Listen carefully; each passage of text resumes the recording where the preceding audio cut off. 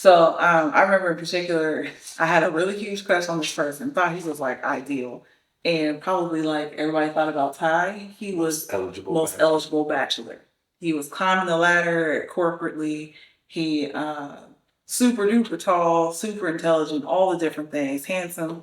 And I was like, man, that right there, I got to have it. I interacted with him a few times during work and everything like that, but there was never anything deep.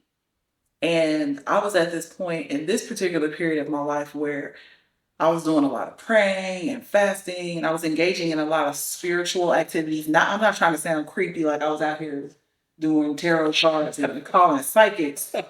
I mean, like, really, it's technically spiritual disciplines. Yes. And so I felt like, unlike Josh, I was gonna shoot my shot. And so, but I needed a sign this time because I didn't want to be rejected and humiliated. And so I remember distinctly asking God for a sign.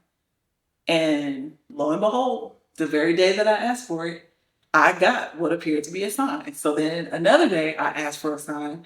Lo and behold, just like Abby seeing this in her calendar, I got what appeared to be another sign. And so in one day I decided, you know what, I'm gonna go for it. I'm gonna let him know I'm like really interested. And did all the romantic things, whatever, like meet me at sunset at the park or whatever type of thing. Told him what I'd be wearing, all of that. And guess what? He never came.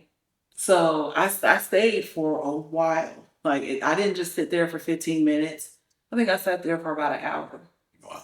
Waiting for this person because I was convinced I got all these signs. I've been doing all this praying. I've been doing all this fasting. I've been doing all the spiritual things that some of these people out here tell you to do to find a spouse outside of the practical stuff, right? Right. And he didn't come. He didn't come 15 minutes late. He didn't come. He never showed up.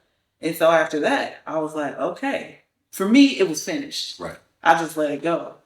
And all these signs turned out to be deceptions. And for me, that it was not just a deception. It wasn't like external deception. I didn't see it that way. I felt like I deceived myself. I saw what I wanted to see. And I feel like that's what happens with a lot of people, not just women, but I think women are more inclined to be this way. Okay. You deceive yourself. You see what you want to see. And instead of just taking time to discern the situation, really look at the objective reality of the situation, really look at what's actually going on in your interactions and really seeing what kind of person this is and how you really vibe, you tell yourself that, well, God told me, or some prophet told me, or some psychic medium, divination, whatever you believe in, told me, or the universe told me. I saw a star, the stars aligned, the horoscope said, da da da da. And you end up deceiving yourself. And unfortunately, I've seen it where it's developed into limerence, which is a tragedy. It's a whole tragedy. But the problem with limerence in a lot of these cases, particularly when people feel like they got some supernatural sign, is they stay there for years. And because they believe truly God, universe, whoever told them, this is your person. And thank God that didn't happen to me. But after that happened, I was like, you know what? It's going to be practical or nothing. So the only signs I would be looking for would be pragmatic signs. Did he call you? Did he do what he said he was going to do? Did he actually ask you out on a date? Did he tell you he was interested? When you asked him a question about where this relationship going, did he respond in an affirmative way, letting you know what? I do want to be with you. I don't want you to be with anyone else. Stop playing games with yourself. Stop telling yourself stories about someone being interested in you. Stop believing the lies that the man you're supposed to be with is a man that's not even available. He's never spoken to you. He's never expressed interest in you. He ain't never asked you out. He barely looks at you, acknowledges you. And God forbid, the man's involved with somebody else. You don't need a sign. You just need to take action.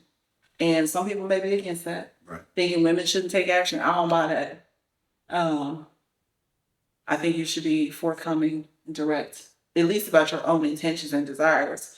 But looking for a sign was a tragedy. So this movie unfolds basically where Abby realizes that they could have done this better, but I get what they was trying to do.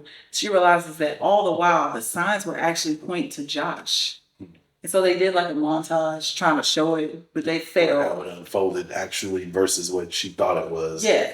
And so even though ties seemed to be what it was pointing to, those were the most obvious signs. Yes. The more subtle sign was Josh all along.